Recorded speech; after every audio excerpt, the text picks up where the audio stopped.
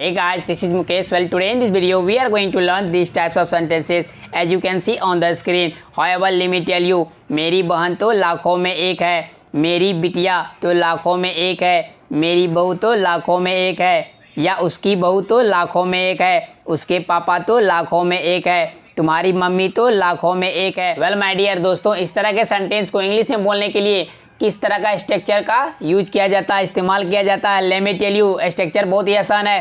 पहले हम लोग ये जान लेते हैं कि लाखों में एक है, तो लाखों में एक है इसको इंग्लिश में बोलते हैं वन इन अ मिलियन।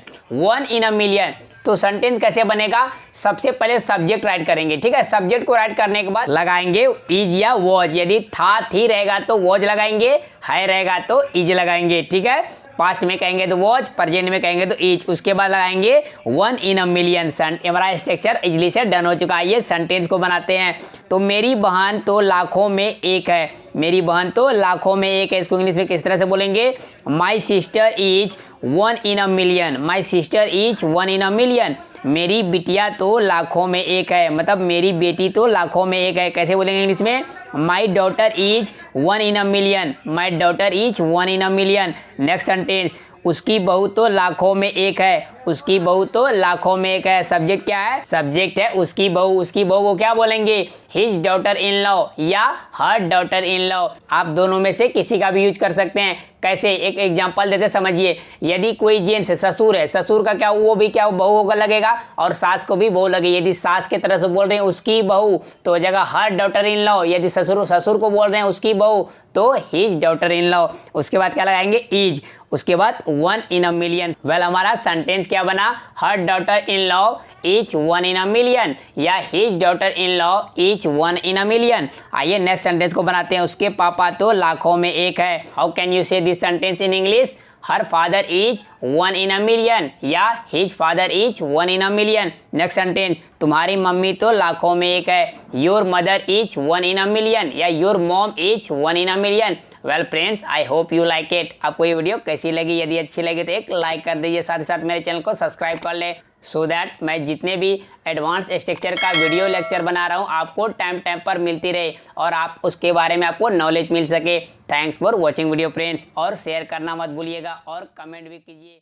बोलने में कुछ नहीं जाता, इसमें तेरा घाटा, मेरा कुछ नहीं जाता।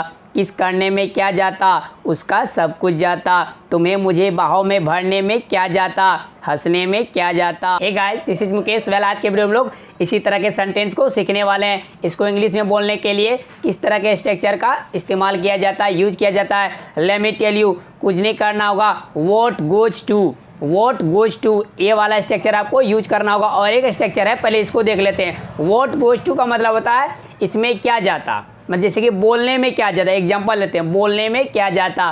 व्हाट गोज टू स्पीक, जब कोई काम आएगा तो टू वाला स्ट्रक्चर लगाएंगे, ठीक है। पहले देख लेते हैं, बोलने में क्या जाता, व्हाट गोज टू स्पीक, ठीक है। खाना खाने में क्या जाता, what goes to eat food. You can also say what goes to have food, what goes to take food. Have, take, eat किसी का भी इस्तेमाल कर सकते हैं खाने के लिए। नेक्स्ट सेंटेंस को देख लेते हैं, मतलब चुम्मा देने में क्या जाता, किस करने में क्या जाता, तो what goes to kiss, what goes to kiss. हंसने में क्या जाता, what goes to laugh, what goes to laugh. मेरा कुछ नहीं जाता, इसमें तेरा घाटा।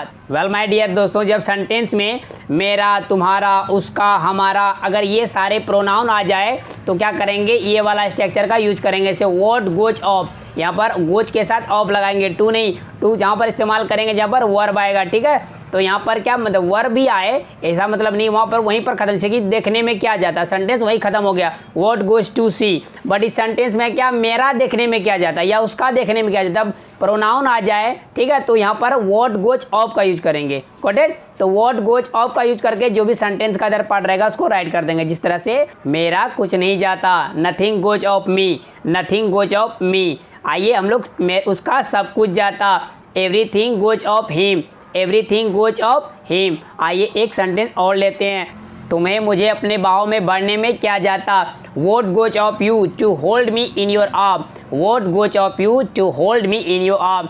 वेल दोस्तों, ये वीडियो आपको कैसी लगी? यदि अच्छी लगी तो एक लाइक कर दीजिए और इस तरह का वीडियो और भी चाहिए तो मेरे चैनल को सब्सक्राइब कर ले। सब्सक्राइब बटन पर एक बेल आइकन दिख रहा होगा, उसको भी दबा ले ताकि मेरा हर एक लेटेस्ट वीडियो की नोटिफिकेशन बिल्कुल टाइम पर मिलती रहे। और कमेंट करना मत भूलिएगा, कमेंट बॉक्स आप ही लोगों के लिए।